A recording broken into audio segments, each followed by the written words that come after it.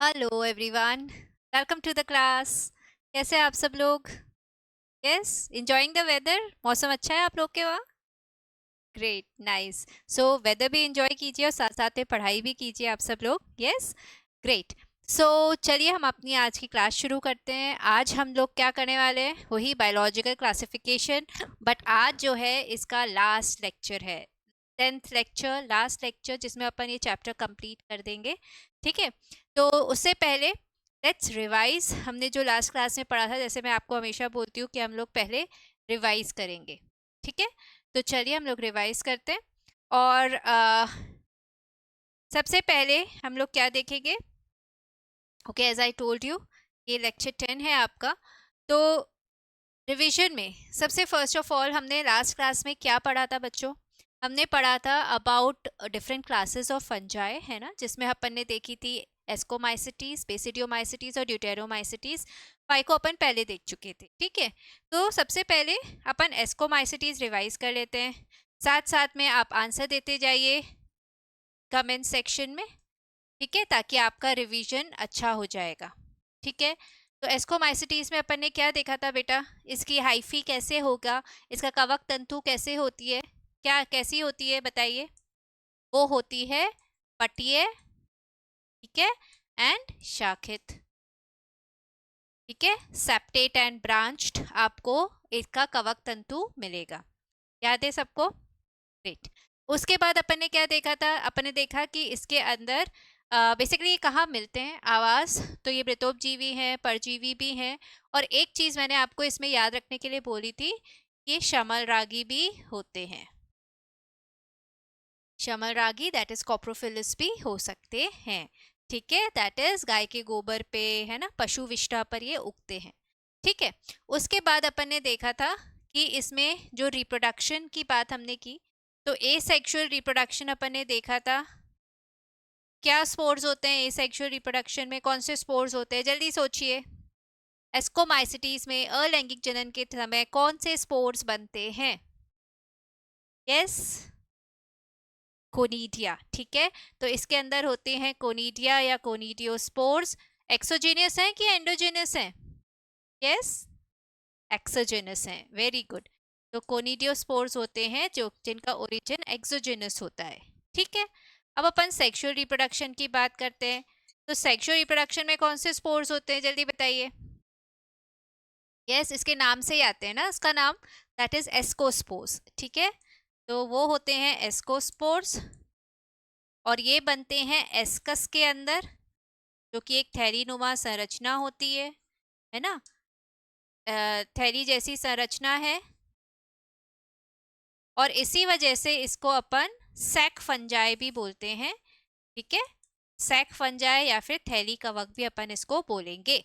ठीक है, तो इसमें होते हैं एस्कोस्पोर्स ड्यूरिंग सेक्सुअल रिप्रोडक्शन। तो मैंने आपको बताया था होता क्या है कि पहले 2 हाइफे हैं, ठीक है, वो पास में आए। ठीक है, फिर आपको एक द्विकेंद्र की स्टेज मिलेगी। यस, यहाँ पे हो गया प्लाज्मोगेमी। फिर आपको मिली एक द्विकेंद्र की स्टेज। ठीक है, फिर ये जो द्विकेंद्र की जगह यहाँ पे जो आपको दिख रही है, उसके ऊपर एक थैलीनुमा संरचना का निर्माण हो जाएगा। इसको अपन बोल रहे हैं एस्कस। ठीक है बेटा। यस, फिर अपन ने क्या देखा था कि ये जो थैलीनुमा संरचना है उसमें ये दोनों न्यूक्लियस चले जाएंगे, है ना। ये क्या है, द्विकेंद्रकीय है ना। फिर ये दोनों न्यूक्लियस कहाँ चले गए? इसके अंदर आ गए, एस्कस के अंदर। यस, फिर उसके बाद क्या होगा? कैरियोगेमी होगी। कैरियोगेमी में क्या होगा? ये दोनों न्यूक्लियस फ्यूज हो जाएंगे और क्या बन जाएगा? जाइगोट या फिर युग्मनज। यस और नो? यस, उसके बाद क्या होगा? मियोसिस होगा जाइगोट के अंदर। और क्या बन जाएगा बेटा? एस्कोस्पोर्स बन जाएंगे, जो कि एंडोजेनस होते हैं, तो इसके अंदर बनेंगे। ठीक है, और फिर क्या होता है, इसके अराउंड जो कवक तंतु हैं वो इसके अराउंड एक कवरिंग बना लेते हैं, आवरण बना लेते हैं, जिसको अपन फ्रूटिंग बॉडी या फिर फलनकाय बोलते हैं। और इस केस में अपन बोलेंगे एस्को कार्प। तो जब ये एस्कोकार्प और ये एस्कस जब ये बर्स्ट होता है तो ये स्पोर्स बाहर आते हैं और जर्मिनेट होकर ये हाइफी बना लेंगे। ठीक है, तो ये हो गया कैसे एस्कोमाइसिटीज में सेक्सुअल रिप्रोडक्शन होता है। यस, फिर अपन इनके एग्जाम्पल्स देखे थे। कौन कौन से एग्जाम्पल होते हैं, सोचो। एस्कोमाइसिटीज के कौन कौन से एग्जाम्पल्स अपन ने देखे थे? काफी जो फेमस फंजा है ना वो इसके एग्जाम्पल्स हैं। यस, जैसे कि फर्स्ट एंड फॉरमोस्ट पेनिसिलिन।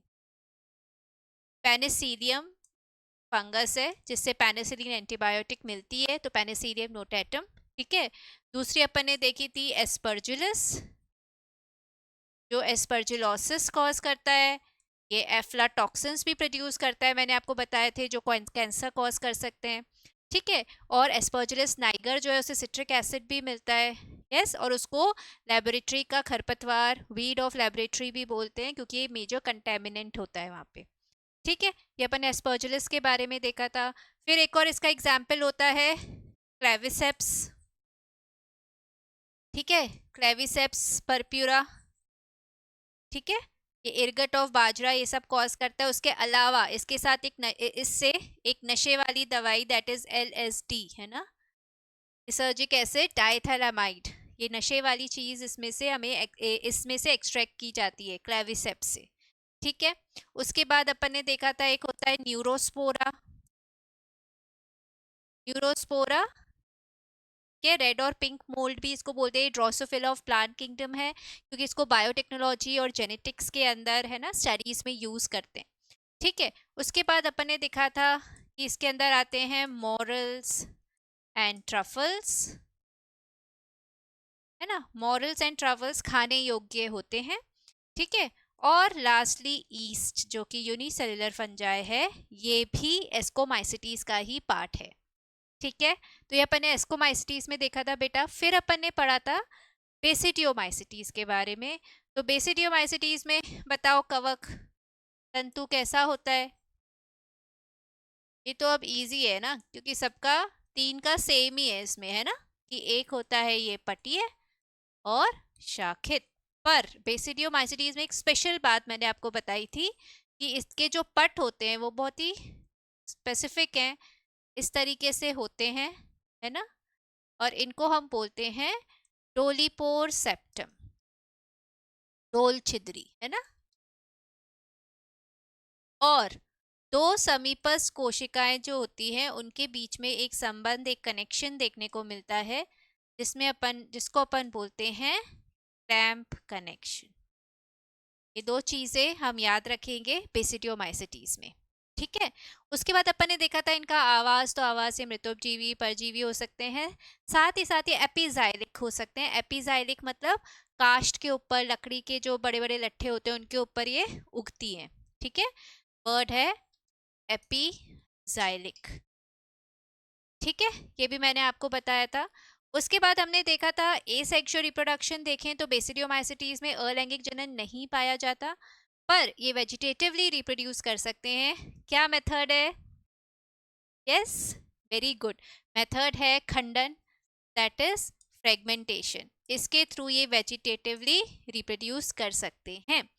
फिर इनकी अगर अपन सेक्सुअल रिप्रोडक्शन की बात करें तो अगेन क्या था कि 2 हाइफी पास आते हैं। ठीक है, अब क्या होगा, ये जो 2 हाइफी है इनके बीच में जो 2 समीपवर्ती सेल्स है उनके बीच में क्लैंप कनेक्शन होगा, जिससे एक का न्यूक्लियस दूसरे में आएगा और क्या बन जाएगा बेटा, एक डाइकैरियन स्टेज, द्विकेंद्रकीय स्टेज बन जाएगी। इसको अपन बोलेंगे प्लाज्मोगैमी अगेन। फिर क्या होगा, अब इसके ऊपर क्या बनता है, इस जैसे उसमें एस्कोमाइसिटीज में थैलीनुमा संरचना बनी थी, है ना, इसके अंदर क्या बनती है, इसके अंदर एक क्लब शेप्ड संरचना इसके ऊपर बनती है। ठीक है, इसको अपन बोलेंगे बेसिडियम। ठीक है, फिर क्या होगा, फिर सेम होगा जैसे एस्कोमाइसिटीज में हुआ था। ये 2 न्यूक्लियाई जो है ये इसके अंदर आ जाएंगे, बेसिडियम के अंदर। ठीक है, फिर क्या होगा, इनका फ्यूजन हो जाएगा, है ना, कैरियोगेमी हो जाएगा, यहाँ जाइगोट बन जाएगा। फिर जाइगोट के अंदर क्या होता है ताकि स्पोर्स बन सके? जाइगोट के अंदर होगा मियोसिस। अब स्पोर्स आपको याद रखने हैं कि इसके स्पोर्स जो हैं वो एक्सोजेनस हैं, एंडोजेनस नहीं है। ठीक है, ये याद रखना है आपको। तो वो बेसिडियम के ऊपर की तरफ बनेंगे, अंदर नहीं बनेंगे। ठीक है, तो इसके स्पोर्स जो होंगे मियोसिस के बाद जो बनेंगे वो बेसिडियम के ऊपर बनेंगे। ठीक है, बाहर की तरफ। तो यहाँ पे हुआ मियोसिस और ये बन गए स्पोर्स, दैट इज बेसिडियोस्पोर्स, है ना। और उसके बाद क्या होता है, वही फलनकाय का निर्माण होता है इसके चारों तरफ, जिसको आप बोलोगे बेसिडियोकार्प। ठीक है, फिर जब ये और ये बर्स्ट होगा तो ये जो स्पोर्स हैं वो बेसिकली स्कैटर हो जाते हैं, इधर उधर चले जाते हैं और फिर अंकुरित होकर वापस से ये हाइफी बना लेंगे। तो ये हमें मिलता है देखने को बेसिडियोमाइसिटीज में। ठीक है, अब अपन ने बेसिडियोमाइसिटी के काफी एग्जांपल्स देखे थे, याद है किसी को? देखो, एक होती है रस्ट फंजाई, क्या नाम है? पक्सीनिया। ठीक है, ओके। फिर दूसरी होती है स्मट फंजाई, जिसका एग्जाम्पल था अस्चिलैगो। ठीक है, और एक मैंने आपको बताया था जो मशरूम्स हैं वो भी बेसिडियोमाइसिटीज में ही आते हैं। मशरूम्स में जो है सबसे स्वाद वाला, स्वादिष्ट वाला जो मशरूम है वो है अगैरिकस, है ना।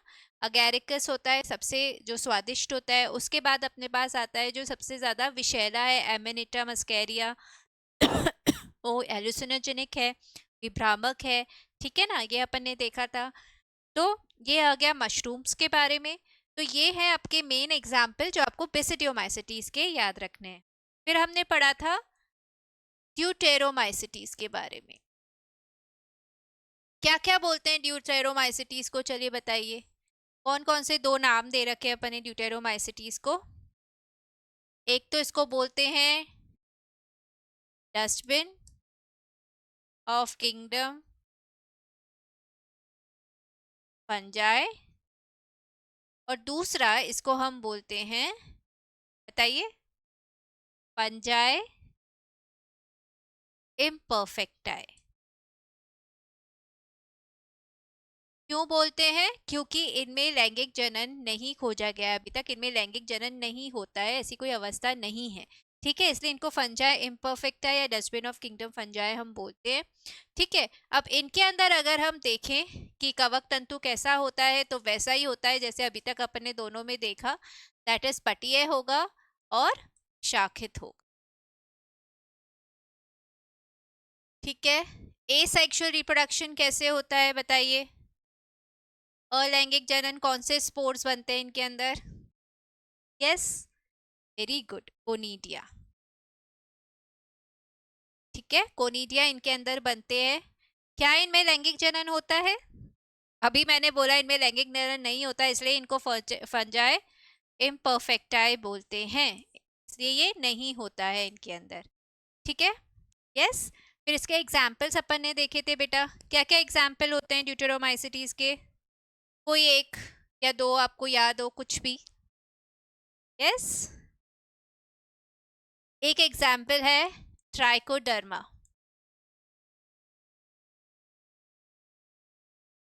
पॉलीस्पोरस, जिससे अपन क्या बनाते हैं, एक एंटीबायोटिक साइक्लोस्पोरिन ए। ठीक है, और इसको बायो कंट्रोल एजेंट की तरह भी यूज करते हैं, बायो पेस्टिसाइड की तरह, कि काफी पेस्ट को रोकते हैं ना, जो पादपों में रोग फैलाते हैं। ठीक है, उनके प्रति प्रतिरोधक क्षमता देते हैं, तो बायो कंट्रोल एजेंट की तरह यूज कर सकते हैं। ठीक है, और इससे हमें साइक्लोस्पोरिन ए मिलती। दूसरा इसका एग्जाम्पल जो अपन ने देखा था वो था ऑल्टरनेरिया सोलानी।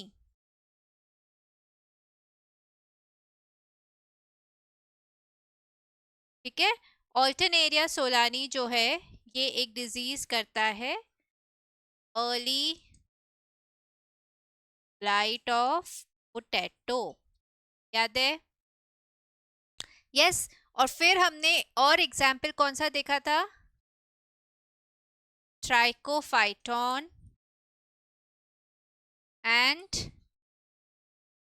माइक्रोस्पोरम।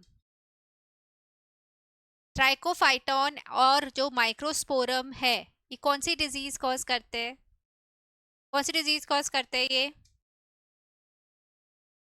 ये कॉज करते हैं रिंगवर्म।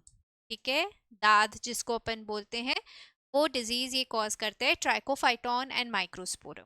तो ये सब अपन ने पढ़ा था लास्ट क्लास में। बेसिडियोमाइसिटीज हमने पढ़ा, ड्यूटेरोमाइसिटीज हमने पढ़ा, एस्कोमाइसिटीज हमने पढ़ा। ठीक है, उसके बाद अब हम आते हैं next part of the chapter पे, और वो है बेसिकली आज हम पढ़ेंगे अबाउट वायरस, वायरॉइड्स। ठीक है, इन सब के बारे में हम लोग आज पढ़ाई करेंगे। ठीक है बेटा, तो let's start with virus. Virus जो है, यस, ये जो है बेसिकली एक लैटिन वर्ड है वायरस, और इसका मतलब क्या होता है? इसका मतलब होता है पॉइजनस फ्लूइड। ठीक है, दैट इज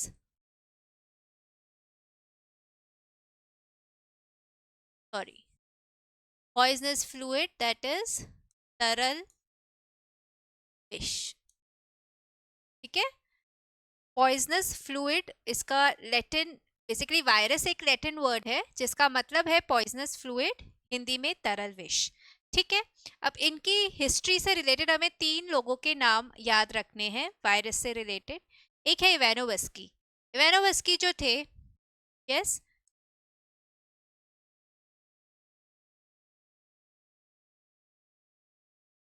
इवानोवस्की ने तंबाकू का जो पौधा था, टोबैको प्लांट है ना, उसमें टोबैको मोज़ेक वायरस की खोज की थी। टोबैको प्लांट जो था उसमें कुछ इन्फेक्शन हो रहा था। ठीक है, और साइंटिस्ट पता नहीं कर पा रहे थे कि किसकी वजह से। उन्होंने सोचा, सबसे पहले उन्होंने सोचा ये कोई ना कोई बैक्टीरिया की वजह से होगा, किसी जीवाणु की वजह से होगा, पर इसका कुछ सही पता नहीं कर पा रहे थे। तो इवानोवस्की ने क्या किया, उन्होंने जो टोबैको प्लांट था, है ना, उसका जो एक इन्फेक्टेड प्लांट था जिसमें ये इन्फेक्शन हो रहा था, उसका सैप लिया। सैप समझते हो, उसका रस लिया। ठीक है, तो उन्होंने एक इन्फेक्टेड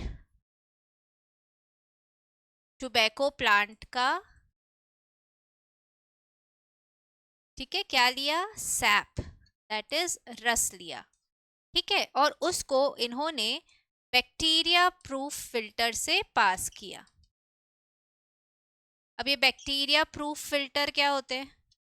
बैक्टीरिया प्रूफ फिल्टर मतलब जिनमें से बैक्टीरिया पास नहीं कर पाए, है ना, बैक्टीरिया उसमें से पास नहीं कर पाएगा। ठीक है, ऐसे फिल्टर से उन्होंने इसको फिल्टर किया, इस सैप को। फिर जो उनके पास रस आया, फिल्ट्रेशन के बाद जो फिल्ट्रेट आया, बेसिकली जो रस आया, उन्होंने उसको दूसरा जो हेल्दी प्लांट था उसमें डाला। ठीक है, तो उसमें भी फिर से डिजीज हो गया, फिर से यही वाला जो इन्फेक्शन था उसमें भी हो गया। अगर ये किसी जीवाणु की वजह से होता तो फिर हेल्दी प्लांट में उसे नहीं होना चाहिए था, क्योंकि बैक्टीरिया प्रूफ फिल्टर की वजह से बैक्टीरिया उसमें से नहीं पास हो पाते, और ये रस जो था वो डिजीज नहीं कर सकता था किसी भी हेल्दी प्लांट में। बट कुछ ऐसा था जो जीवाणुओं से भी छोटा था, जो कि बैक्टीरिया प्रूफ फिल्टर से भी पास हो गया और जिसने इन्फेक्शन कॉज किया। ठीक है, तो इवानोवस्की ने क्या कहा था कि जीवाणु से भी छोटे कुछ जीव होते हैं, ऐसा इवानोवस्की ने कहा था। बैक्टीरिया से छोटे जीव,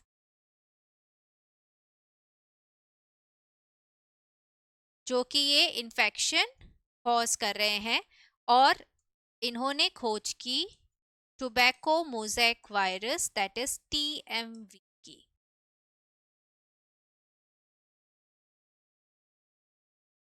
ठीक है, समझ में आया? तो इवानोवस्की ने क्या कहा था, उन्होंने कहा था कि बैक्टीरिया से भी छोटे जीवाणुओं से भी छोटे ये जीव होते हैं जो कि ये इन्फेक्शन कॉज कर रहे हैं, और इन्होंने टीएमवी की खोज की। उसके बाद आए बेजरिंक। बेजरिंक ने वायरस को क्या कहा? उन्होंने कहा कंटेजियम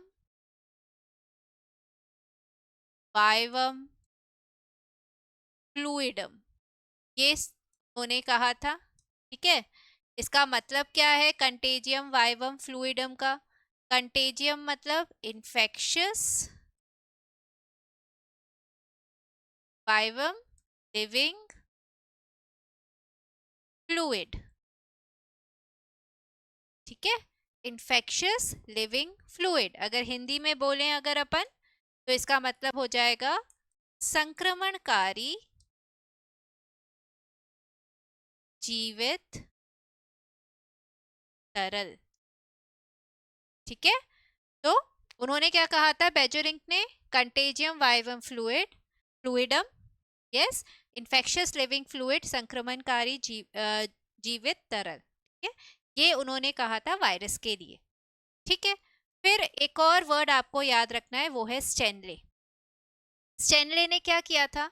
स्टेनले ने क्रिस्टलाइजेशन किया था वायरसेस का। यस, जैसे किसी भी सॉलिड की संरचना को अगर हमें देखना होता है हम उसका क्रिस्टल्स बना लेते हैं। ठीक है, तो उन्होंने क्रिस्टलाइजेशन किया था वायरसेस का। ठीक है, और उन्होंने ये पता किया कि जब जो ये क्रिस्टल्स हैं वायरस के, उनमें ज़्यादातर कंटेंट क्या है? प्रोटीन अधिक मात्रा में होता है। मतलब मेन कंटेंट जो होता है वो प्रोटीन का होता है। ठीक है, तो स्टेनले ने क्रिस्टलाइजेशन किया था वायरसेस का। यस, तो ये तीन साइंटिस्ट आपको याद रखने हैं। फर्स्ट इज इवानोविस्की, ठीक है, जिन्होंने कहा कि जीवाणुओं से भी छोटे जीव हैं जो कि टोबैको प्लांट में ये इन्फेक्शन कर रहे हैं, उन्होंने टोबैको मोज़ेक वायरस की खोज की। उसके बाद हमारे हैं बेजरिंक। बेजरिंक ने कहा था कंटेजियम वाइवम फ्लूइडम। ठीक है, एक जादू का मंत्र जैसा लग रहा है। Yes, contagium vivum fluidum, that is infectious living fluid या फिर संक्रमणकारी जीवित तरल। यस, ये बोला था उन्होंने कि वायरस के लिए। उसके बाद स्टेनले आए। स्टेनले ने क्या किया था? वायरस का क्रिस्टलाइजेशन किया था, और उन्होंने कहा था कि इसमें प्रमुख जो कंटेंट है वो है प्रोटीन का। ठीक है, मुख्यतः आपको क्या मिल रहा है? प्रोटीन मिल रहा है इसके क्रिस्टल्स में। ठीक है, समझ में आया? तो ये तीन लोगों के नाम आपको याद रखने हैं, इवानोविस्की, बेजरिंक और स्टेनले, उन्होंने क्या क्या किया। ठीक है, अब नेक्स्ट अपन आते हैं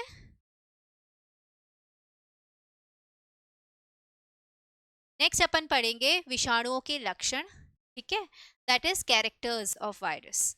अब कैरेक्टर्स ऑफ वायरस में अगर अपन देखें तो वो अति सूक्ष्म जीव हैं, बहुत ही छोटे जीव हैं। यस, और ए सेल्युलर या नॉन सेल्युलर हैं क्योंकि इनका कोई कोशिकीय संगठन नहीं होता है, कोई एक सेल्युलर स्ट्रक्चर इनके पास नहीं है, सिर्फ प्रोटीन होता है और एक न्यूक्लिक एसिड होता है इनके अंदर। ठीक है, तो पूरा सेल्युलर कोशिकीय संगठन इनमें नहीं पाया जाता, इसलिए ये नॉन सेल्युलर हैं, अति सूक्ष्म जीव हैं। ठीक है, अविकल्पी अंतः कोशिकीय परजीवी। ठीक है, ऑब्लिगेट इंट्रासेल्युलर पैरासाइट। ठीक है, ऑब्लिगेट मतलब अविकल्पीय, मतलब ये मतलब किसी होस्ट के अंदर ही रहेंगे और कोई इनके पास ऑप्शन नहीं है, ऑब्लिगेट है। अंतः कोशिकीय मतलब सेल के अंदर ही रहते हैं, और परजीवी तो है ही। ठीक है, तो ये क्या है? अविकल्पी अंतः कोशिकीय परजीवी, that is obligate intracellular parasites. इनमें आरएनए या डीएनए पाया जाता है, दोनों एक साथ नहीं पाए जाते, या तो आरएनए पाया जाता है या फिर डीएनए पाया जाता है। ठीक है, अब ये जो वायरसेस हैं, ठीक है, ये जब होस्ट के अंदर होते हैं, ठीक है, होस्ट मतलब जिसके अंदर ये बेसिकली बीमारी फैला रहे हैं, जिसके अंदर ये रह रहे हैं, है ना, तो जब वो उसके अंदर होते हैं तब तो ये क्रियाशील हो जाते हैं। ठीक है, और ये होस्ट की जो मशीनरी है, उनके जो ऑर्गेनेल्स हैं, उनको यूज करते हैं अपनी प्रतिकृति बनाने के लिए, अपनी कॉपी बनाने के लिए। ठीक है, और होस्ट से बाहर ये बिल्कुल नॉन लिविंग की तरह बिहेव करते हैं, जैसे कि निर्जीव हो। ठीक है, तो ये क्या है?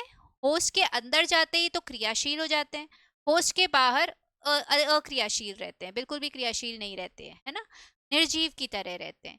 तो ये जीवित और निर्जीव के बीच में कनेक्टिंग लिंक है, तो इनको क्या कहा जाता है? कनेक्टिंग लिंक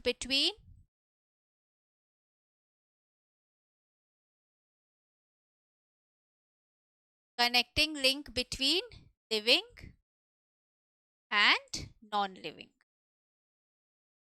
क्योंकि जैसे मैंने आपको बताया, होस्ट के बाहर तो नॉन लिविंग की तरह रहते हैं, होस्ट के अंदर घुसते ही वो उसकी मशीनरी पे कब्जा कर लेते हैं, उसके ऑर्गेनेल्स, सेल में जो भी ऑर्गेनेल्स हैं उनको अपने लिए यूज करते हैं और अपनी कॉपी बनाना शुरू कर देते हैं, ठीक है, मल्टीप्लाई करना शुरू कर देते हैं।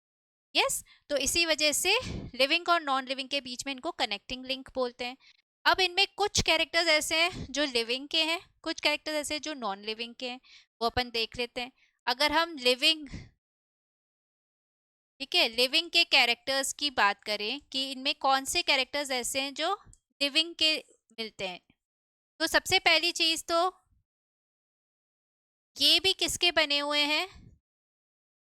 कार्बोनिक अणुओं के बने हुए हैं, है ना, कार्बोनिक मॉलिक्यूल्स, कार्बन मॉलिक्यूल्स होते हैं ना, उन्हीं के ही ये भी बने हुए हैं।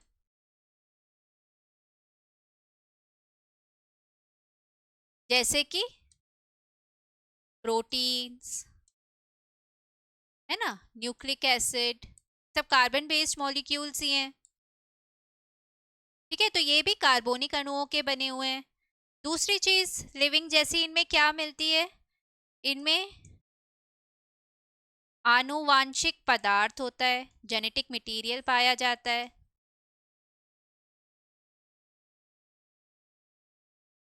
ना, डीएनए या फिर आरएनए हो सकता है इनके अंदर, ठीक है, तो आनुवांशिक पदार्थ इनमें देखने को मिलता है। यस, और थर्ड इज ये उत्परिवर्तन भी शो करते हैं, क्योंकि इनमें ये आनुवांशिक पदार्थ है, ठीक है, तो ये उत्परिवर्तन दिखाते हैं, म्यूटेशन,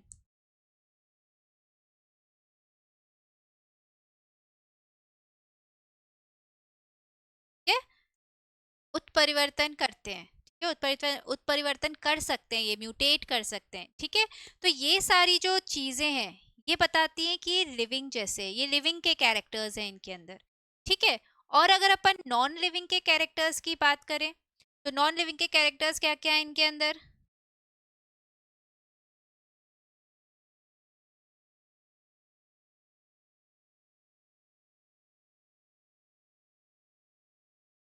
फर्स्ट ऑफ ऑल तो ये क्रिस्टलाइज कर सकते हैं इनको,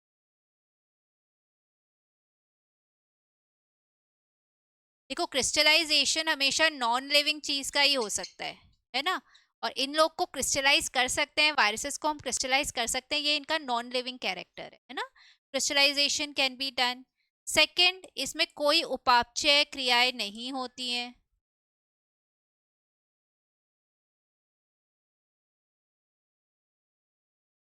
खुद की कोई इनकी उपापचय क्रियाएं नहीं है ना, क्योंकि सेल ही नहीं है एक्चुअली, तो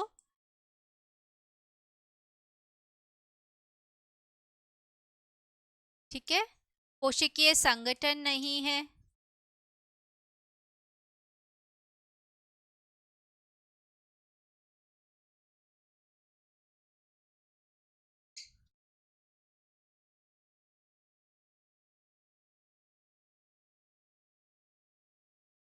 ठीक है, प्रोटोप्लाज्म, कोशिकीय संगठन, ऐसा कुछ भी नहीं होता। अपन ने, आपने पढ़ा था ना, अपन ने जब सजीव के कैरेक्टर्स पढ़े थे, अपन ने देखा था उनमें उपापचय क्रियाएं होनी चाहिए, उनके अंदर बेसिकली कोशिकीय संगठन होना चाहिए, तो ये दोनों ही चीज हमें वायरसेस में देखने को नहीं मिलती, और उनका हम क्रिस्टलाइजेशन भी कर सकते हैं।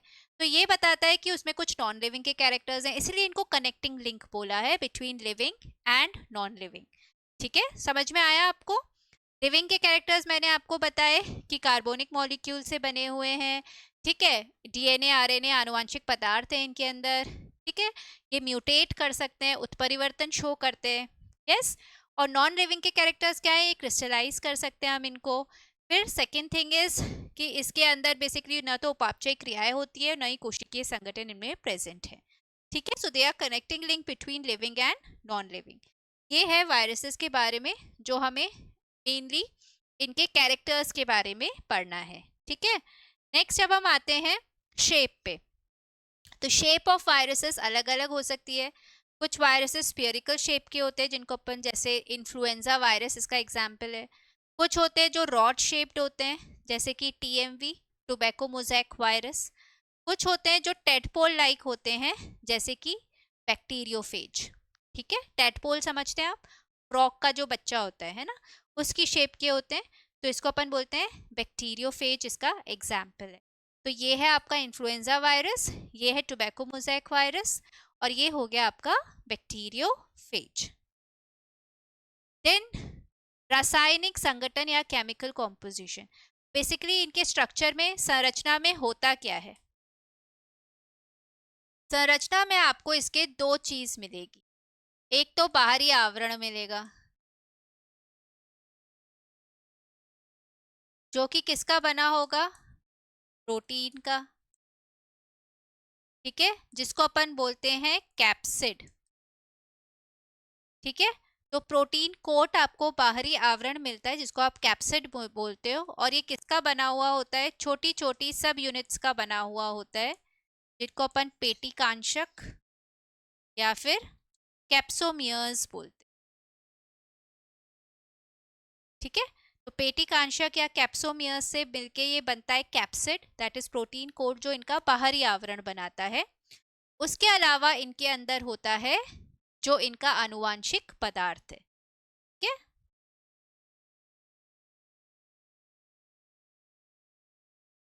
अब आनुवांशिक पदार्थ डिपेंड करता है कि वो पादप विषाणु है या वो जंतु विषाणु है, ठीक है।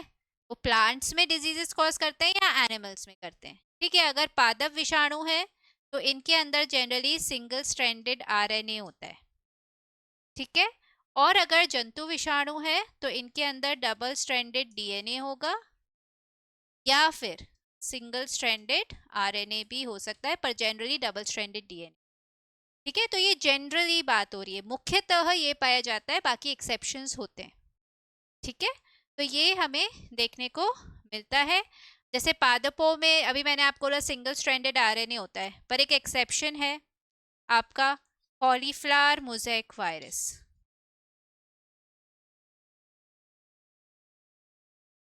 क्योंकि इस पे क्वेश्चन आया हुआ है प्रीवियस ईयर्स में। कॉलीफ्लावर मोज़ेक वायरस, इसमें कैसा आनुवांशिक पदार्थ होता है, इसमें आपको मिलेगा डबल स्ट्रैंडेड डीएनए, क्या। अब वैसे तो ये प्लांट वायरस है, पर ये एक्सेप्शन है ना। डबल स्ट्रैंडेड डीएनए आपको इसके अंदर मिल रहा है कॉलीफ्लावर मोज़ेक वायरस में। वैसे आपको पादपों में जनरली सिंगल स्ट्रैंडेड आरएनए देखने को मिलता है, ठीक है। पर ये एक एक्सेप्शन हो गया आपको,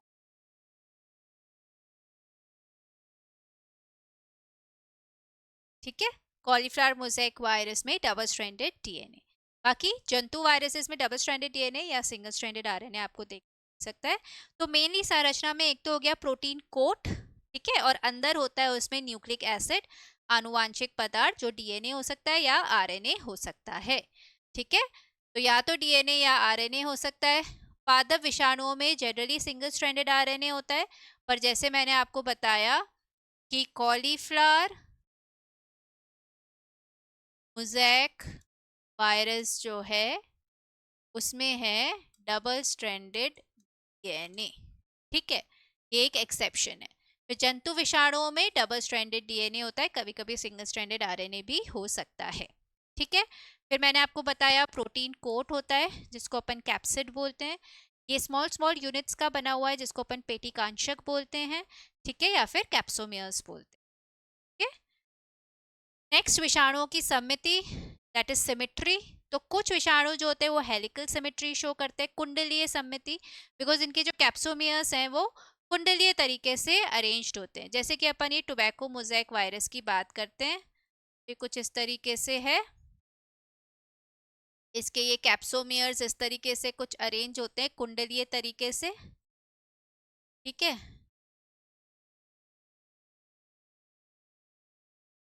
तो ये टोबैको मोज़ैक वायरस है, ठीक है। और ये जो है इसके क्या है, कैप्सोमियर्स है, जो कि क्या बना रहे, ये पूरा प्रोटीन कोट जिसको अपन बोलते हैं कैप्सिड, ठीक है। और ये हो गया इसका, क्योंकि ये टोबैको मोज़ैक वायरस है तो इसमें कैसा न्यूक्लिक एसिड होगा, सिंगल स्ट्रैंडेड आरएनए का आनुवांशिक पदार्थ है, ठीक है।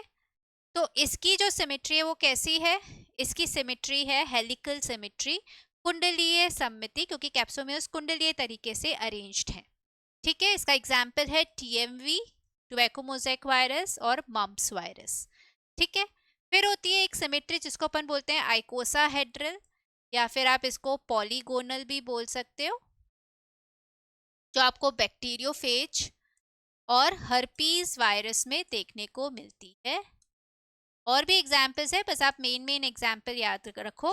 तो बैक्टीरियोफेज और हर्पीस वायरस में आपको आइकोसाहेड्रल या पॉलीगोनल देखने को मिलती है। बैक्टीरियोफेज का डायग्राम कैसे होता है जनरली, आपको इस तरीके से, अभी अपन ने, मैंने आपको फिगर में भी दिखाया था, टेडपोल लाइक, है ना।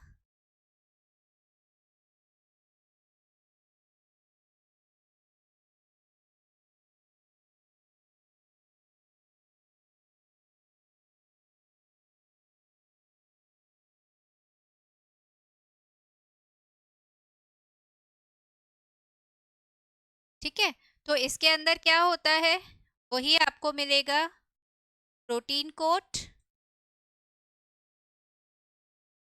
That is capsid. Protein code लिखने की जगह अपन लिखते हैं इसको कैप्सिड। बैक्टीरियोफेज में क्या होता है, डबल स्ट्रैंडेड डीएनए होता है, ठीक है। ये है इसकी कॉलर, ये जो होती है इसको बोलते हैं शीथ, और ये है इसकी टेल, ठीक है। अब ये कैसा है, ये है पॉलीगोनल, ठीक है। आइकोसाहेड्रल सिमेट्री इसको अपन बोलते हैं, और इसमें आपको देखने को मिलेगा डबल स्ट्रैंडेड डीएनए। ये जीवाणु भोजी हैं, दैट इज बैक्टीरियाज को इन्फेक्ट करते हैं, बैक्टीरियोफेज, ये वो वायरसेस हैं जो बैक्टीरियाज को इन्फेक्ट करते हैं, ठीक है। तो अपने पास दो तरीके की सिमेट्री हो गई, एक कुंडलीय सममिति हो गई, हेलिकल सिमेट्री, जो आपको टोबैको मोज़ैक वायरस और मम्प्स वायरस में देखने को मिलेगी। एक हो गई आइकोसाहेड्रल या फिर पॉलीगोनल सिमेट्री, जो आपको बैक्टीरियोफेज और हर्पीज वायरस में देखने को मिलेगी। ये दिख रहा है आपको पॉलीगोनल टाइप का, ठीक है। उसके बाद अब टीएमवी के बारे में अगर अपन पढ़े, तो टीएमवी याद है, मैंने आपको बताया था इवानोवस्की, यस। तो इवानोवस्की ने जो थे, उन्होंने इस विषाणु की खोज की थी, ठीक है। इसकी सममिति है कुंडलित, जो अभी अपन ने देखी, एकल सूत्री आरएनए इसमें उपस्थित होता है, single stranded RNA. Plant virus है, टोबैको प्लांट, तो सिंगल स्ट्रैंडेड आरएनए इसके अंदर होता है। इसमें कितने कैप्सोमियर्स मिलके कैप्सिड बना रहे हैं, 2130 कैप्सोमियर्स मिलके इसका ये कैप्सिड बना रहे हैं। टीएमवी में 2130, दैट इज 2130 कैप्सोमियर्स मिलके कैप्सिड बनाते हैं, ठीक है। फिर हम बैक्टीरियोफेज के बारे में पढ़े, जो कि जीवाणु भोजी है। तो बैक्टीरियोफेज जो है सामान्यतः जीवाणु भोजियों में द्विसूत्री डीएनए होता है, बैक्टीरियाज को इन्फेक्ट करते हैं। आपको याद हो तो अपन ने ट्रांसडक्शन पढ़ा था, ठीक है। क्या होता है ट्रांसडक्शन, अपन ने देखा था कि बैक्टीरियाज में जेनेटिक एक्सचेंज हो सकता है, जेनेटिक मटेरियल का एक्सचेंज हो सकता है। तो एक तरीका होता है ट्रांसडक्शन, जिसमें बैक्टीरियोफेज हेल्प करते हैं, यस, ये बैक्टीरियोफेज की मदद से होता है। तो वही बैक्टीरियोफेज की बात अपन यहाँ कर रहे हैं, ठीक है। नेक्स्ट है विषाणुओं के कारण होने वाले पादप रोग। तो काफ़ी रोग होते हैं, like tobacco mosaic virus, leaf curl of papaya, ठीक है। लीफ कर्ल हो जाती हैं, लीफ की रोलिंग हो जाती है, ठीक है। मोज़ैक मतलब पैचेस बन जाते हैं ना लीव्स के ऊपर। तो कुछ भी डिफरेंट डिफरेंट तरीके की डिजीजेस हैं जो वायरसेस की वजह से होती हैं, और मानव में तो बहुत सारी हैं, जैसे influenza, flu, mumps, small pox, herpes, AIDS, ठीक है। कौन सा वायरस करता है एड्स, HIV वायरस ना, ह्यूमन इम्यूनो डेफिशिएंसी वायरस, ठीक है। उसके अलावा पोलियो है, ठीक है, ये भी वायरल डिजीज है, डेंगू है, ये भी वायरल डिजीज है। तो बहुत सारी डिजीजेज है जो वायरस कॉज कर रहा है हमारे अंदर। ठीक है, तो प्लांट्स में हमारे अंदर काफी जगह वायरसेस डिजीजेस कॉज करते हैं। तो ये तो बात थी वायरसेस की। ठीक है, ये अपन ने अभी वायरस के बारे में पढ़ा है, और यही इंपॉर्टेंट चीजें जो आपको याद रखनी है। ऐसे देखने जाएं तो बहुत सारी चीज़ें एग्जाम्पल्स हो जाते हैं, पर अपने को मेन मेन जो एनसीईआरटी में दे रखे हैं और थोड़ा सा उनसे ज़्यादा जो मैंने आपको बताया है उन सबको आपको ध्यान रखना है, क्योंकि कभी कभी कहीं कहीं ये क्वेश्चन उठ के आ जाते हैं, इसलिए। ठीक है, फिर अपन आते हैं वायरॉइड्स पे। अब वायरॉइड्स क्या है? ये मुक्त संक्रामक आरएनए है बेसिकली। अपन ने क्या देखा कि वायरस में क्या था? वायरस के अंदर प्रोटीन कोट और आनुवांशिक पदार्थ है ना। इसमें प्रोटीन कोट नहीं है, सिर्फ या तो आरएनए ही है बस। ठीक है, सिर्फ मुक्त संक्रामक RNA, that is free RNA आपको देखने को मिलेगा, single stranded RNA without any protein. ठीक है, टीओ डीनर जो थे इन्होंने इसको डिस्कवर किया था, ये इंपॉर्टेंट है। तो टीओ डीनर ने वायरॉइड्स डिस्कवर किए, और क्योंकि इनमें सिर्फ सिंगल स्ट्रैंडेड आरएनए होता है, मुक्त आरएनए होता है, तो अभी अपन ने क्या देखा था कि जनरली जो आरएनए वायरसेस हैं वो किस में डिजीजेस कर रहे हैं? प्लांट्स के अंदर, है ना। तो इनके ये जो डिजीजेस कॉज करते हैं जनरली प्लांट्स में ही करते हैं, और इसका एग्जाम्पल एक ही आपको याद रखना है, पोटैटो स्पिंडल ट्यूबर डिजीज। ठीक है, तो पोटैटो स्पिंडल ट्यूबर डिजीज कौन कॉज करता है? वायरॉइड्स कॉज करते हैं। इनमें क्या होते हैं? ये सिर्फ मुक्त संक्रामक आरएनए होते हैं, सिंगल स्ट्रैंडेड आरएनए होते हैं जो कि डिजीज कॉज करते हैं। और किसने इसको डिस्कवर किया था? डीनर। बस इतना आपको याद रखना है वायरॉइड्स के बारे में। ठीक है, नेक्स्ट अपन आते हैं प्रायोन्स पे। प्रायोन्स को अपन स्लो वायरस भी बोलते हैं। प्रायोन्स, अब अपन ने देखा कि वायरॉइड में सिर्फ आनुवांशिक पदार्थ है, मतलब सिर्फ आरएनए है। ठीक है, प्रायोन्स में क्या है? सिर्फ प्रोटीन है। ठीक है, उसमें आनुवांशिक पदार्थ नहीं है। समझ में आया? तो ये अबनॉर्मली फोल्डेड प्रोटीन्स होते हैं, ठीक है, जो कि डिजीजेस कॉज करते हैं। और जनरली ये जो है प्रायोन्स, ये एनिमल्स में और मानव ह्यूमन बींग्स में डिजीजेस कॉज करते हैं। अभी अपन ने क्या देखा? वायरॉइड्स क्या कर रहे थे? प्लांट्स में डिजीजेस कॉज कर रहे थे। प्रायोन्स क्या करते हैं? हमारे अंदर और एनिमल्स में डिजीजेस कॉज करते हैं। ठीक है, और कौन सी डिजीजेस कॉज करते हैं? जनरली ये हमारे नर्वस सिस्टम को इफेक्ट करते हैं। ठीक है, तो न्यूरोलॉजिकल डिसऑर्डर्स कॉज करते हैं। तो ये जो प्रायोन्स या स्लो, जिसको अपन बोल रहे हैं स्लो वायरस, ये हमारे नर्वस सिस्टम को इफेक्ट करते हैं।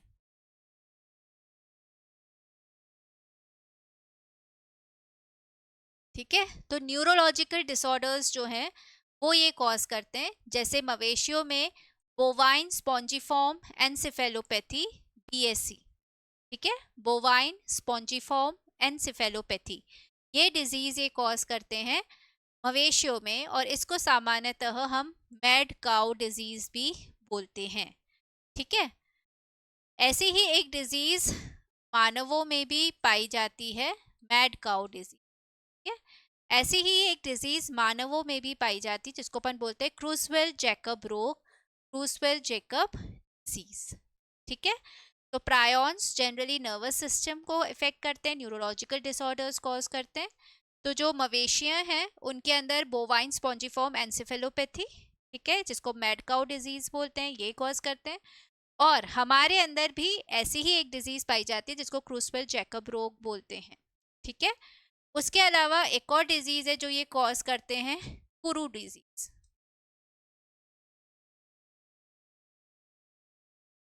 मानव के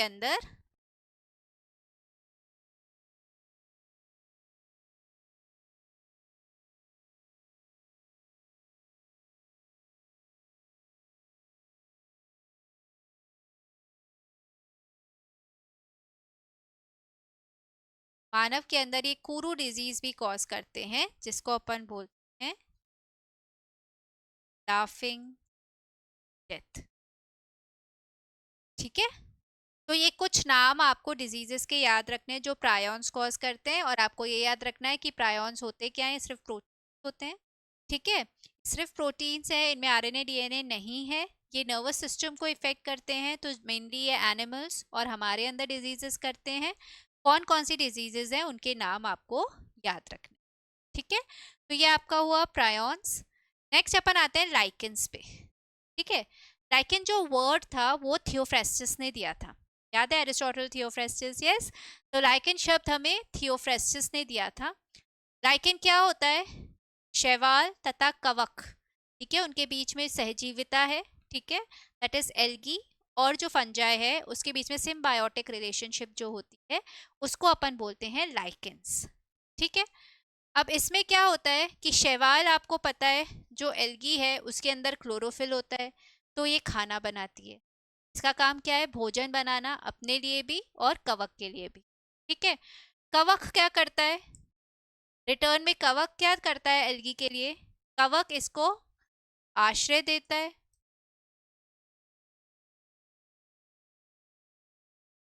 और जल तथा मिनरल सॉल्ट्स ना, वाटर और खनिज लवण, ठीक है।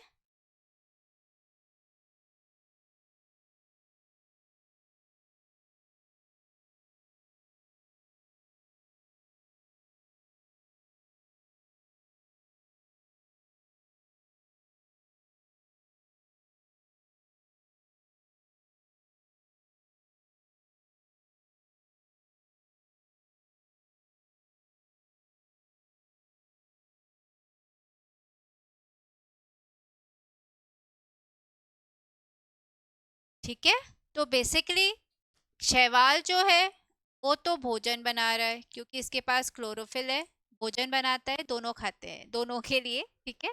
शैवाल और कवक दोनों के लिए। कवक क्या करता है, शैवाल को आश्रय देता है और जल तथा खनिज लवणों का अवशोषण करने में हेल्प करता है, उसके एब्जॉर्प्शन में हेल्प करता है, वाटर एंड मिनरल सॉल्ट्स के।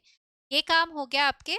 तो बेसिकली दोनों कुछ कुछ काम कर रहे हैं, दोनों एक दूसरे की हेल्प कर रहे हैं, बेनिफिशियल रिलेशनशिप है, ठीक है। और ये ही, इसी को अपन सहजीविता बोलते हैं। तो दोनों साथ में रह रहे हैं और कुछ ना कुछ एक दूसरे से ले दे रहे हैं, ठीक है। नेक्स्ट है, एक बेसिकली साइंटिस्ट थे जिनका नाम था क्रॉम्बी, ठीक है। जैसे जॉम्बी होता है ना, ऐसे क्रॉम्बी।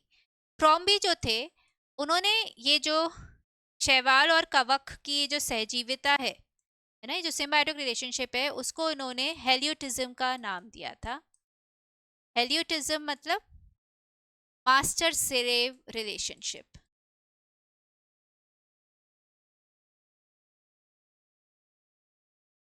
किस प्रकार का रिलेशनशिप है ये, मास्टर स्लेव रिलेशनशिप या फिर हस्बैंड वाइफ रिलेशनशिप भी बोलते हैं,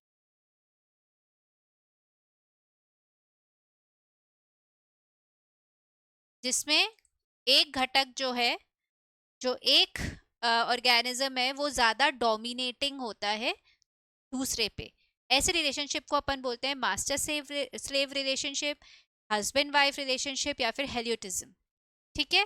और ये जो है बेसिकली लाइकेन में अगर हम देखें तो लाइकेन के थैलस का अधिकांश भाग कवक घटक से बना होता है, तो फंजाई जो है वो ज्यादा पार्ट बनाता है लाइकेन का, तो ये डोमिनेटिंग है।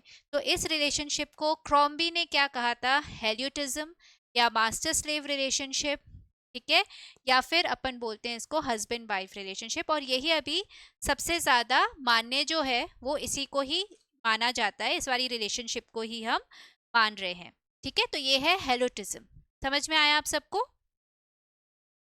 देन सॉरी,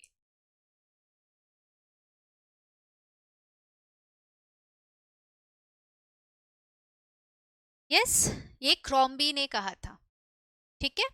फिर जो इसका शैवाल पार्ट होता है, ठीक है ना, जो भी लाइकेन का शैवाल घटक है उसको अपन बोलते हैं फाइकोबायोन्ट, ठीक है। और जो एल्गल सॉरी जो कवक घटक है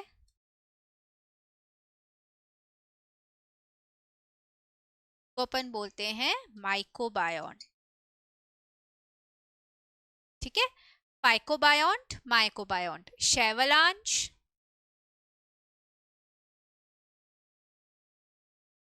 और कवकांश।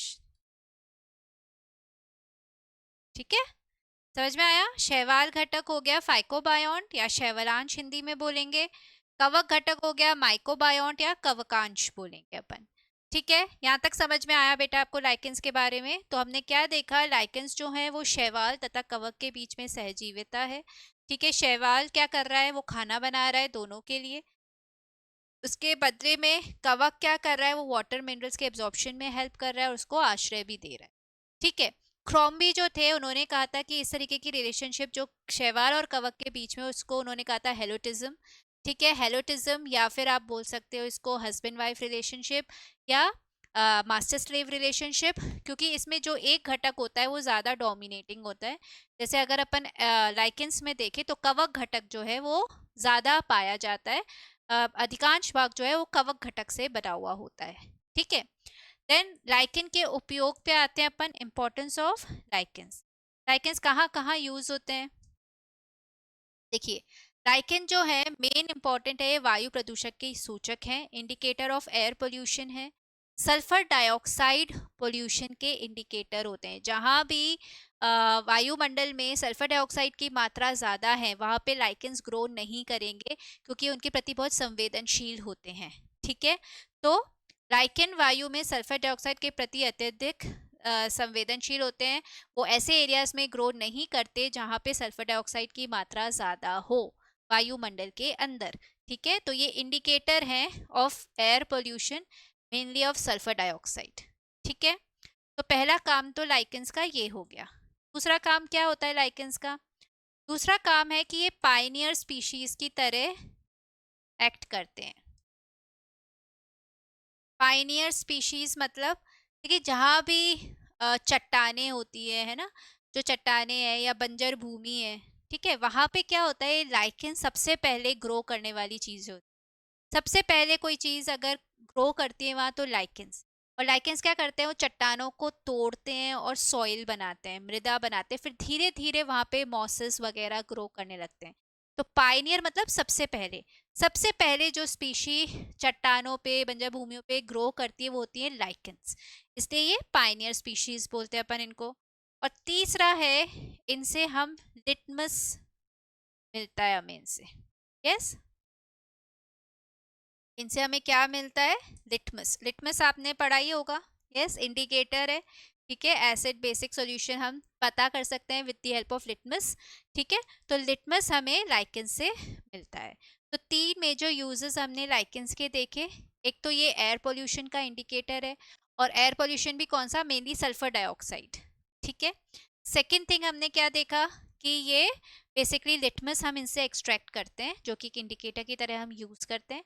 और तीसरा कि ये पाइनियर स्पीशीज की तरह एक्ट करते हैं। ठीक है, सबसे पहले चट्टानों पे जो ग्रो करने वाली प्लांट्स हैं बेसिकली वो ये लाइकेंस ही होते हैं, और फिर धीरे धीरे वो उस चट्टान को तोड़ के सॉइल में बदलते हैं और फिर वहाँ पे मॉसेस वगैरह ग्रो। ठीक है, तो ये तीन हो गए यूजेस आपके लाइकेंस के, और लाइकेन के बारे में आपको इतना पता होना चाहिए, ये बहुत है। ठीक है, समझ में आया आपको? नेक्स्ट हम आते हैं लास्ट चीज, दैट इज माइकोरिजा, कवक मूल। अब माइकोरिजा क्या होती है? माइकोरिजा भी एक तरीके का सहजीविता है, इसके बीच में कवक है और उच्च पादप जो होते हैं उनकी रूट्स, ठीक है, जो उनका रूट सिस्टम है, मूल तंत्र है, उसके बीच में ये सहजीविता होती है। तो कुछ हिली एरियाज में कुछ प्लांट्स होते हैं जैसे कि पाइनस, ठीक है, यूकलिप्टस, इनके मूल तंत्र में आपको ये कवक जो है ये मिल सकती है। ठीक है, in the form of symbiotic relationship. ठीक है, तो कवक तथा उच्च वर्ग के पादपों की जड़ों के साथ सहजीवी संबंध माइकोरिजा या कवक मूल कहलाता है। ठीक है, अब जो माइकोरिजा है ये दो तरीके का हो सकता है। ठीक है, एक हो गया एक्टोमाइकोरिजा, एक हो गया एंडोमाइकोरिजा। एक्टोमाइकोरिजा ये 3% ही पाया जाता है, मेनली तो एंडोमाइकोरिजा पाया जाता है 97%। अब मतलब क्या है, एक्टो मतलब बाहर, है ना, तो इसका मतलब होता है ये सिर्फ मूल की सतह पर आपको मिलते हैं।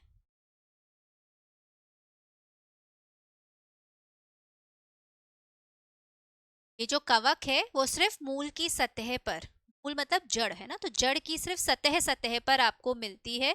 इसको आप बोलते हो एक्टोमाइकोरिजा या एक्टोट्रॉफिक माइकोरिजा। समझ में आया आपको? सिर्फ मूल की सतह पर मिलेगी। वेरएज एंडोमाइकोरिजा जो होता है वो जो मूल होता है, जो रूट है, उसकी वलकुट तक पहुंचती है।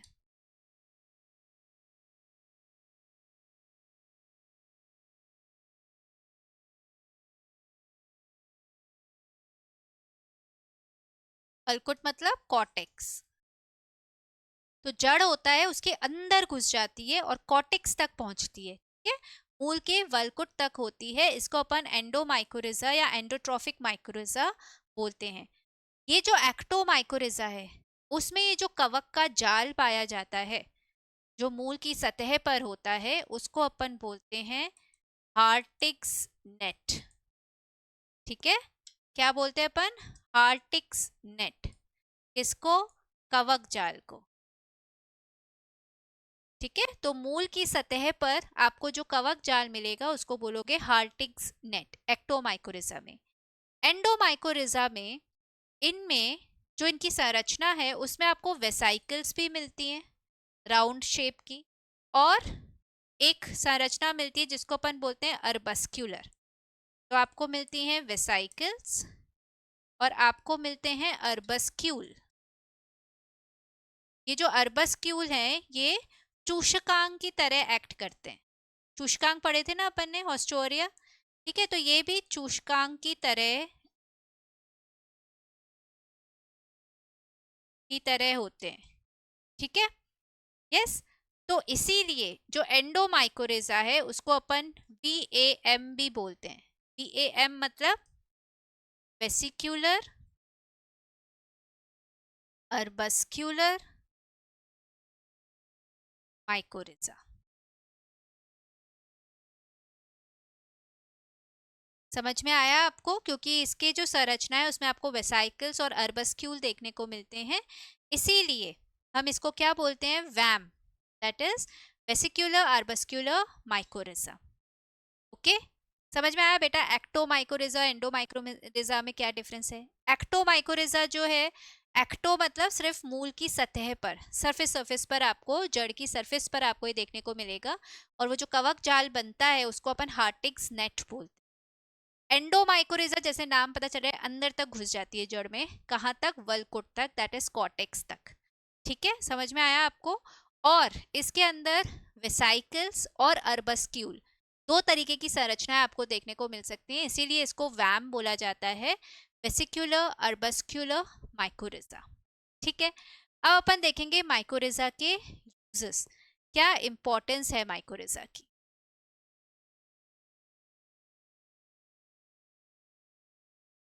ठीक है, माइकोरिजा सबसे पहले क्या हेल्प करता है? प्लांट को सॉइल में फर्मली होल्ड करने में हेल्प करता है ना। जो प्लांट है वो फर्मली सॉइल के अंदर रहता है, तो मिट्टी में, बेसिकली सॉइल में प्लांट को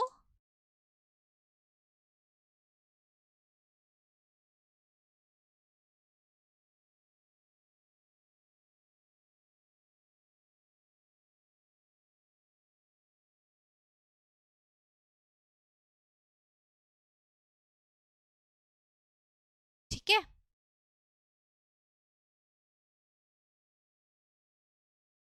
सॉइल में प्लांट को होल्ड करने में हेल्प करता है, मतलब प्लांट को फर्मली फिक्स करता है सॉइल के अंदर। समझ में आया? ठीक है, फिर सेकेंड इसका काम क्या है?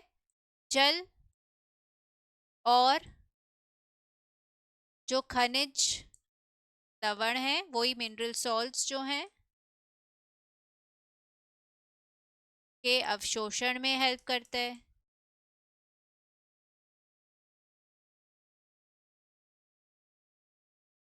ठीक है, तीसरा, ये जो एंडोमाइकोरिजा है,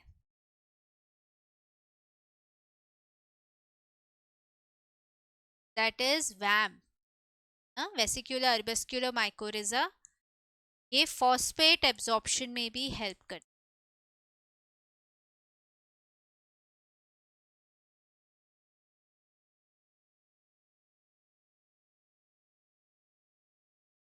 ठीक है। और चौथा इसका काम है, ये मूल तंत्र को रोगों के प्रति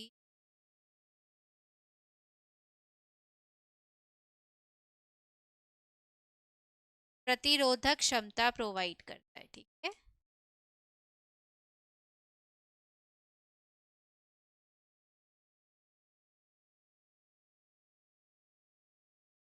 ठीक है, तो ये चार आपको इंपॉर्टेंस याद रखने हैं माइकोरिजा के। एक तो ये प्लांट को फर्मली होल्ड करने में हेल्प करता है सॉइल के अंदर, ताकि प्लांट अच्छे से फिक्स रहे सॉइल में। दूसरा, जल और खनिज लवण के अवशोषण में हेल्प करता है, वाटर मिनरल सॉल्ट्स के एब्जॉर्प्शन में हेल्प करता है। तीसरा, जो एंडोमाइकोरिजा है, ठीक है, दैट इज वेसिकुलर बस्कुलर माइकोरिजा, ये फॉस्फेट एब्जॉर्प्शन में भी हेल्प करती है। ठीक है। और चौथा, मूल तंत्र को रोगों के प्रति प्रतिरोधक क्षमता देता है। ठीक है, उनको डिजीजेस से बचाता है मूल तंत्र को। ठीक है, रूट सिस्टम को। तो ये मेजर चार यूजेस आपको याद रखने हैं माइकोरिजा के। यहीं आपका ये चैप्टर कंप्लीट होता है। अब अपन ने सारी चीजें इसमें कवर कर ली हैं। ठीक है, अब अपन कुछ क्वेश्चंस देख लेते हैं फटाफट से। First is, lichen sulphur dioxide प्रदूषण को दर्शाता है क्योंकि, अपन ने देखा था लाइकेंस जो हैं उनको इंडिकेटर के रूप में यूज कर सकते हैं of air pollution, mainly sulphur dioxide. क्यों कर सकते हैं? ये शैवाल तथा कवक के बीच समूह बनाते हैं, दूसरों से तेजी से वृद्धि करते हैं, सल्फर डाइऑक्साइड के प्रति संवेदनशील होते हैं, सल्फर डाइऑक्साइड वाले वातावरण में वृद्धि करते हैं। तो इसका आंसर क्या होगा? सल्फर डाइऑक्साइड के प्रति ये संवेदनशील होते हैं, उन एरियाज में ग्रो नहीं करते हैं जहाँ पे सल्फर डाइऑक्साइड का अमाउंट ज़्यादा होगा वायुमंडल में। आया आपको? इसी वजह से ये हमें बेसिकली सल्फर डाइऑक्साइड प्रदूषण को दर्शाते हैं। नेक्स्ट, कॉलीफ्लावर मोज़ेक वायरस में पाया जाता है। मैंने आपको कहा था ये पास्ट ईयर क्वेश्चन है, बेसिकली ये आया हुआ क्वेश्चन है। तो इसमें ये पूछा गया था कॉलीफ्लावर मोज़ेक वायरस में क्या पाया जाएगा, और मैंने ये आपको अलग से एक्सेप्शन में बताया है, डबल स्ट्रैंडेड डीएनए। ठीक है, मैंने आपको बोला था कि जनरली प्लांट वायरसेस में आपको सिंगल स्ट्रैंडेड आरएनए देखने को मिलता है, पर ये जो कॉलीफ्लावर मोज़ेक वायरस है उसमें आपको डबल स्ट्रैंडेड डीएनए मिलता है, याद रखिएगा। ठीक है, तो सी आपका आंसर होगा। नेक्स्ट, लाइकेंस एक शैवाल तथा एक कवक के सुज्ञात संयोजन होते हैं। इस संयोजन में कवक का संबंध कैसा होता है? ये कौन सा संबंध है? शैवाल के साथ अधिपातीय अपादपीय संबंध, एपिफाइटिक संबंध है। ठीक है, शैवाल के साथ परिजीवीय संबंध, पैरासिटिक रिलेशनशिप है। शैवाल के साथ सहजीवीय संबंध, सिम्बायोटिक रिलेशनशिप है, या सेप्रोट्रॉफिक रिलेशनशिप है। तो ऑब्वियसली अपन ने अभी देखा है ये सहजीविता में रहते हैं, सहजीविता में रहते हैं। सिम्बायोटिक रिलेशनशिप है एल्गी और फंजाई के बीच में, कवक और शैवाल के बीच में। ठीक है, तो आपका आंसर होगा सहजीवीय संबंध। नेक्स्ट, टियोडीनर ने खोज की थी एक, टियोडीनर याद है? यस, वायरस, वायरॉइड्स, प्रायोन्स, क्या खोजा था उन्होंने? सोचो, ये सब पास्ट ईयर क्वेश्चन से बेटा, इसलिए मैंने बोला ये सारी चीज़ें इंपॉर्टेंट है, जो मेन चीज़ें हैं वही मैंने आपको बताई हैं, ज़रूर इनको याद कर लीजिएगा। तो टियोडीनर ने खोज की थी वायरॉइड्स की। ठीक है, तो ये याद रखिए। तो वायरॉइड की थी, तो वायरॉइड में क्या होता है? मुक्त संक्रामक आरएनए होता है। ठीक है, जीवाणु भोजी की तो की नहीं थी उन्होंने, डीएनए नहीं होता है, वो आरएनए होता है, और संक्रामक प्रोटीन की भी नहीं की थी। तो आपका आंसर होगा सी, मुक्त संक्रामक आरएनए की। नेक्स्ट, मवेशियों में मैड काउ बीमारी एक ऐसे जीव के कारण होती है जिसमें, मैड काउ, यस याद है, बोवाइन स्पॉन्जिफॉर्म एन्सेफेलोपैथी, कौन कॉज करता है? मैंने आपको बताया था स्लो वायरसेस, ठीक है, जो एनिमल्स ह्यूमन बींग्स में डिजीज कॉज करते हैं, जनरली न्यूरोलॉजिकल। तो वो होते हैं प्रोटीन्स, प्रायोन्स, है ना। तो इसका आंसर क्या होगा? अक्रिय क्रिस्टलीय संरचना होती है? नहीं। असाधारण रूप से मुड़ी हुई प्रोटीन होती है? बिल्कुल सही। प्रोटीन कोट के बिना मुक्त आरएनए होता है? प्रोटीन के कोट के बिना मुक्त डीएनए होता है? नहीं। तो ये होता क्या है? बेसिकली असाधारण रूप से मुड़ी हुई प्रोटीन होती है, एबनॉर्मली फोल्डेड प्रोटीन्स होती हैं, जिसको अपन प्रायोन्स बोलते हैं। उसकी वजह से ये मैड काउ बीमारी होती है। आपका आंसर है बी, नेक्स्ट, निम्नलिखित में से कौन सा कथन गलत है? प्रायणों में अनियमित मुड़ी हुई प्रोटीनें होती हैं, तो यह भी अपन ने देखा था कि ये सही है। वायरॉइड में जो वायरॉइड्स होते हैं उनमें प्रोटीन आवरण का अभाव होता है, ये भी बिल्कुल सही है क्योंकि इसमें सिर्फ मुक्त संक्रामक आरएनए होता है। विषाणु अनिवार्य रूप से परजीवी होते हैं, ये भी बिल्कुल सही है ना, अपन ने देखा था अविकल्पीय अंतःकोशिकीय, ठीक है, परजीवी होते हैं, ऑब्लिगेट इंट्रासेलुलर पैरासाइट्स, ठीक है। फिर विषाणुओं में संक्रामक संगठन प्रोटीन आवरण होता है, ये गलत है। इनका जो संक्रमण फैक्टर, इन्फेक्शियस फैक्टर जो है बेसिकली वो है इनका आनुवांशिक पदार्थ, ठीक है, डीएनए या फिर आरएनए जो इनके अंदर प्रेजेंट होता है वो होता है इनका इन्फेक्शियस पार्ट, ठीक है। तो विषाणुओं में संक्रामक संगठन प्रोटीन आवरण होता है, ये रॉन्ग है। तो कौन सा कथन गलत हुआ आपका? डी वाला। तो आपका आंसर है डी। Yes, great. नेक्स्ट, ये आपसे मैंने पूछा था पिछले सेशन में क्वेश्चन, जिसके काफी लोगों ने आंसर्स भी दिए थे कमेंट सेक्शन में, and that is very nice. तो क्वेश्चन क्या था? साइनोबैक्टीरिया को खेतों में फसलों के सुधार के लिए प्रयुक्त किया जाता है, जिसका कारण है। क्यों इसको यूज करते हैं खेतों में?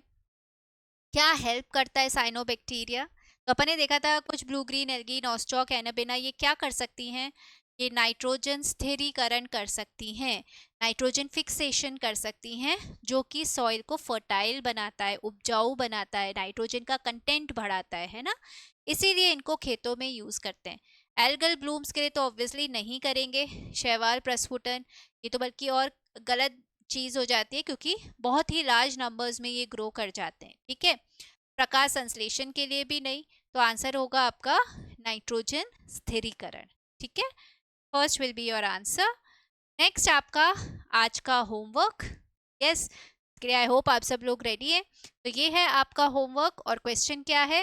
वायरॉइड्स विषाणुओं से भिन्न हैं क्योंकि इनमें वायरॉइड्स वायरस से कैसे डिफरेंट होते हैं, ये आपका क्वेश्चन है और आपको इसको आंसर करना है। प्रोटीन आवरण के साथ डीएनए अणु होते हैं, प्रोटीन आवरण के साथ आरएनए अणु होते हैं, बिना प्रोटीन आवरण के डीएनए अणु होते हैं, बिना प्रोटीन आवरण के आरएनए अणु होते हैं। वायरॉइड्स में क्या होता है जो उनको वायरस से डिफरेंट बनाता है, ये आपको आंसर करना है, ठीक है। कमेंट सेक्शन में जरूर जरूर जरूर आंसर कीजिएगा आप सब लोग, ओके। विद दिस हम आज के सेशन के एंड में आते हैं। यस, आई होप आपको आज का सेशन समझ में आया होगा बच्चों।